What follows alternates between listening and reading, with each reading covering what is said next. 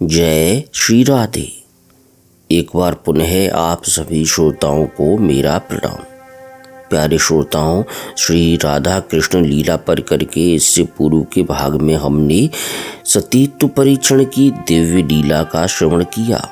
अब रास में मिलन की कथा का रसपान कीजिए। भानु किशोरी अपने श्रीअंगों को सजा रही थी। मेरे प्रियतम को मेरा श्रृंगार परमानंद सिंधु में निमग्न कर देता है, केवल मात्र इस भावना से, एकमात्र प्राणेश्वर को सुख पहुंचाने के उद्देश्य से। इसी समय शारदीय शशधर की ज्योत्सना से उद्भासित यमुना पुलिन पर श्री कृष्णचंद्र की वंशी बज उठती है। बस फिर तो मिलनोत्कंठा से विक्षिप्त हुई भानु किशोरी का श्रृंगार धरा ही रह जाता है। नहीं, एक विचित्र साज से सजकर किशोरी पुलिन की ओर दौड़ चलती है।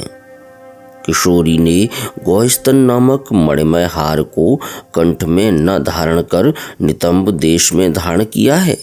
कटिकिंकड़ी को कंठ में डाल लिया, पुष्पमालाओं को सिर में लपेट लिया, ललाटिका अर्थात सींथी वेड़ी में लटका ली। नेत्रों में तो मृगमद अर्थात कस्तूरी का अंजन लगा लिया एवं अंजन से ललाट पर बेंदी लगा ली। अंगराग के बदले यावक अर्थात आलता रस उठा लिया, उससे श्रीअंगों को पोत लिया। यही दशा आज किशोरी की सखियों की भी हुई। उन्हें आभूषण धारण करने को तो अब अवकाश कहाँ। हाँ, वे वस्त्र बदल रही थी, वस्त्र मात्र बदल सकी, पर ओढ़नी को तो साड़ी बना लिया एवं लहंगे को ओढ़ लिया। इस विचित्र वेशभूषा से सज्जित हुई भानु किशोरी एवं किशोरी की सखियां वंशीधर के समीप जा पहुंची। श्रीमद् भागवत में आया है, व्यत्यस्त्रोऽस्त्राभरणा काश्चित् कृष्णान्तिकं ययो। प्रेम विभोर भानु किशोरी का यह श्रृंगार देखकर अखिल रसामृत मूर्ति श्री कृष्णचंद्र के हृदय में रस की एक अभिनव धारा बह चलती है। बिंदु के रूप में वह रस उनके नेत्रों से झरने लगता है। रसमय नेत्रों से ही वे भानु किशोरी के इस श्रृंगार की ओर कुछ देर देखते रहते हैं। इतने में ही इसी वेशभूषा के अंतराल से महाभाव रूपा भानु किशोरी का वह सौंदर्य, वह श्रृंगार निखर पड़ता है, जिसे स्वयं भगवान श्री कृष्णचंद्र अनादिकाल से देख रहे हैं, अनंत काल तक देखते रहेंगे, जिसे देख देख कर वे अब तक तृप्त नहीं हुए, अनंत काल तक तृप्त होंगे भी नहीं। भानु किशोरी का वह श्रृंगार यह है। वे श्री कृष्ण स्नेह का तो उबटन लगाती है, उस उबटन में सखियों का प्रणय रूप सुगंधित द्रव्य भी मिश्रित रहता है। उससे किशोरी के अंग स्निग्ध कोमल सुगंधपूर्ण उज्ज्वल हो जाती है। पहले किशोरी कारुण्य रूप अमृत धारा में स्नान करती है। यह किशोरी का मानो प्रातः स्नान अर्थात कौमार है। फिर तारुण्य की अमृत धारा में स्नान करती है। यह किशोरी का मध्याह्न स्नान अर्थात कैशोर है। दो स्नान करके फिर लावणी की अमृत धारा में अवगाहन करती है। यह किशोरी का सायाहन स्नान अर्थात तृतीय स्नान कैशोर सौंदर्य है। स्नान के पश्चात अपनी लज्जा रूप साड़ी पहन लेती है। यह साड़ी श्याम वर्ण होती है, दिव्य श्रृंगार रसमय तंतुओं से निर्मित रहती है। भानु किशोरी कृष्णानुराग की अरुण साड़ी भी धारण करती हैं तथा प्रणय एवं मान की कंचुलिका से वक्ष स्थल आच्छादित रहता है। फिर अंग विलेपन करती हैं। उस विलेपन में सौंदर्य रूप कुमकुम पड़ा रहता है। सखी प्रणय रूप चंदन मिला होता है। अधरों की स्मित कांति रूप कर्पूर चूर्ण मिश्रित रहता है। मधुर रस का मृगमद अर्थात कस्तूरी लेकर श्रीअंगों को सुचित्रित करती है। प्रच्छन्न वंक्यमान के द्वारा केशबंध की रचना करती हैं। किसी दिव्य धीरा सुंदरी के दिव्य गुणों को लेकर उससे उनका पटवास अर्थात सुगंधित चूर्ण निर्मित होता है तथा उस दिव्य चूर्ण को अपने अंगों पर वे बिखेर लेती हैं। राग का तांबूल ग्रहण करती हैं। इस तांबूल राग से उनके अधर उज्ज्वल अरुण वर्ण हो जाते हैं। प्रेम के कौटुल्य रूप अंजन से दोनों नेत्रों को आंचती हैं। सुदीप्त अष्ट सात्विक भाव, हर्ष आदि 33 संचारी भाव, इन भावभूषणों को ही किशोरी अपने अंगों में धारण करती हैं। किल किंचित आदि 20 भाव ही भानु किशोरी के श्री अंगों के अलंकार हैं। माधुर्य आदि दिव्य 25 सद्गुणों की पुष्पमाला से समस्त अंग पूर्ण रहते हैं। सुंदर ललाट पर सौभाग्य रूप सुंदर मनोहर तिलक सुशोभित रहता है। प्रेम व चित्त रूप रत्नहार हृदय पर नाचता रहता है। नित्य किशोर वयस रूप सखी के कंधे पर हाथ रखे वे अवस्थित रहती हैं तथा कृष्ण लीलामयी मनोवृत्त रूप सखियां उन्हें घेरे रहती हैं। अपने श्रीअंग के सौरभ रूप गृह में वे दिव्य गर्व पर्यक पर विराजित रहकर सदा श्री कृष्ण मिलन का चिंतन करती रहती हैं। कृष्ण नाम, कृष्ण गुण, कृष्ण यश का श्रवण ही कौनों में अवतंस रूप अर्थात कर्ण भूषण है। श्री कृष्ण नाम गुण यश के प्रवाह से वाणी अलंकृत है। श्याम रस दिव्य श्रृंगार रस रूप मधु से पूरित पात्र हाथ में लेकर वे श्री कृष्ण चंद्र को मधुपान कराती हैं। यही भानु किशोरी के हाथों की शोभा है। समस्त अंगों से एकमात्र श्री कृष्ण की सेवा होती है। यही किशोरी की अंग शोभा है। विशुद्ध श्री कृष्ण प्रेम रत्न की आकरभूता राधा किशोरी के अंगों के अंतराल से अनंत सद्गुण चमकते रहते हैं। उनसे नित्य विभूषित राधा किशोरी को बाह्य श्रृंगार की आवश्यकता नहीं। अस्तु भानुनंदिनी एवं श्री कृष्ण चंद्र राका रजनी में इस प्रकार मिली। इसी समय दल की दल असंख्य गोप सुंदरियां आ पहुंचती हैं, क्योंकि आज तो महारास के लिए वंशी बजी है।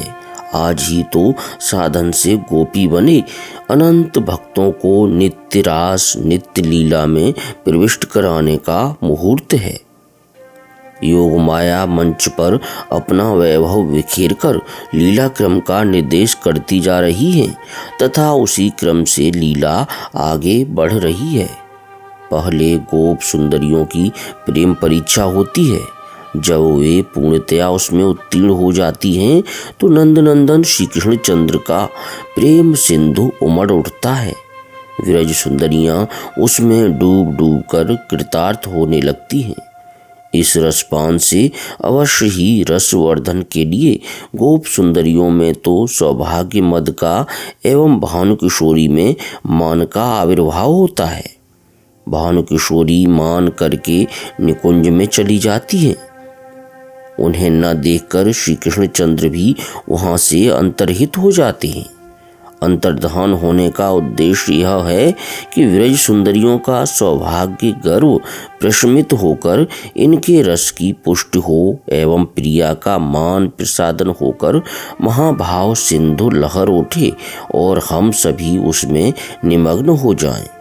श्रीमद् भागवत 10:29-48 में आया है, तासाम तत् सौभगमदं वीक्ष्यमानं च केशवः प्रश्माय प्रसादाय तत्रैवान्तर्धीयत। विरज सुंदरियां व्याकुल होकर प्रियतम श्री कृष्ण चंद्र को वन में ढूंढने जाती हैं।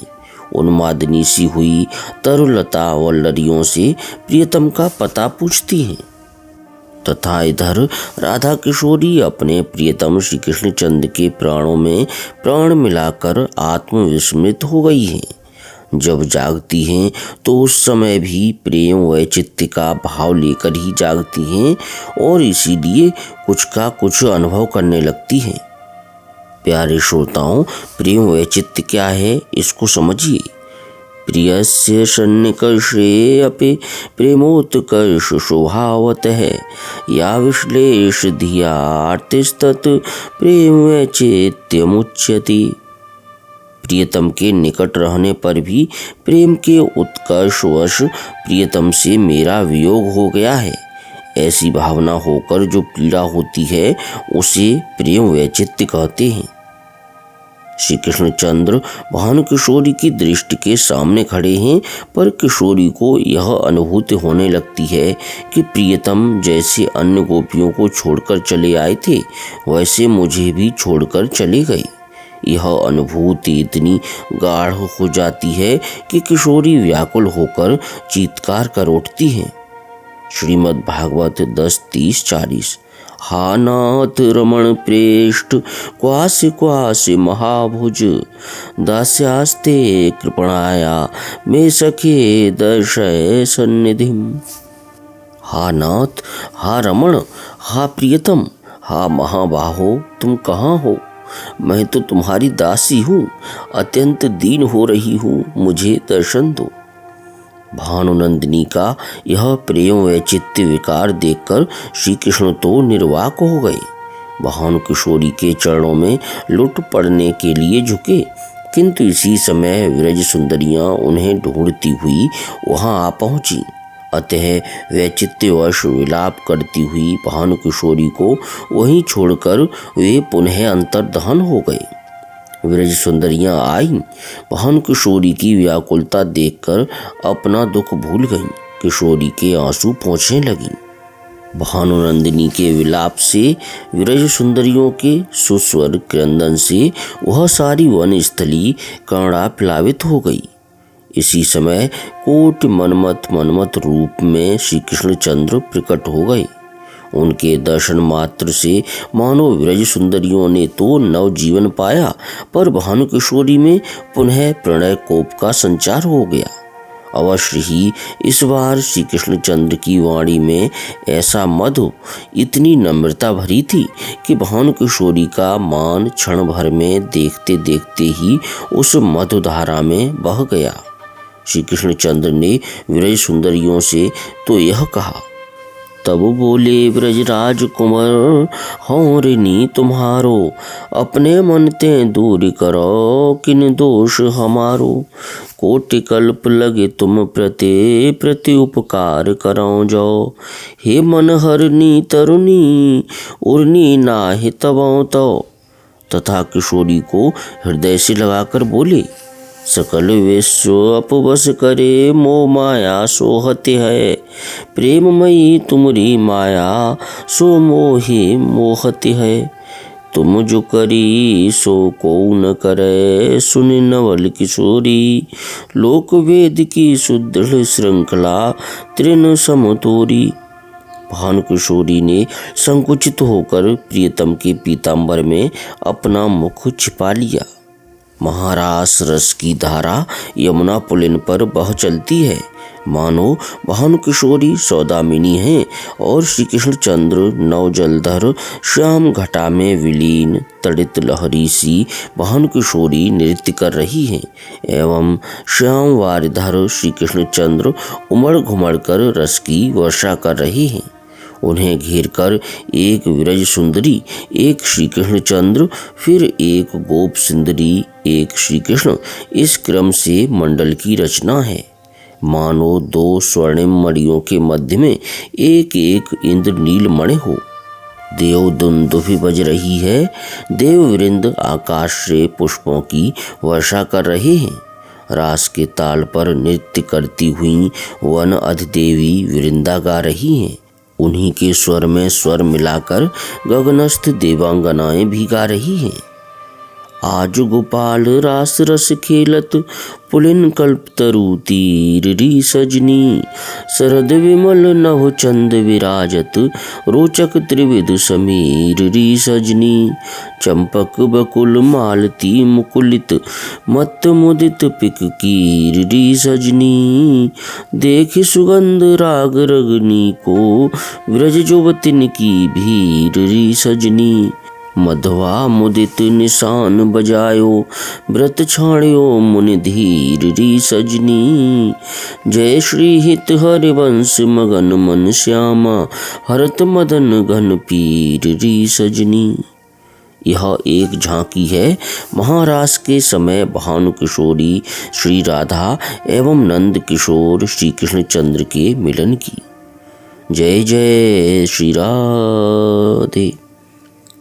श्री राधा कृष्ण लीला पर करके इससे अगले भाग में वियोग की लीला कथा का रसपान करेंगे।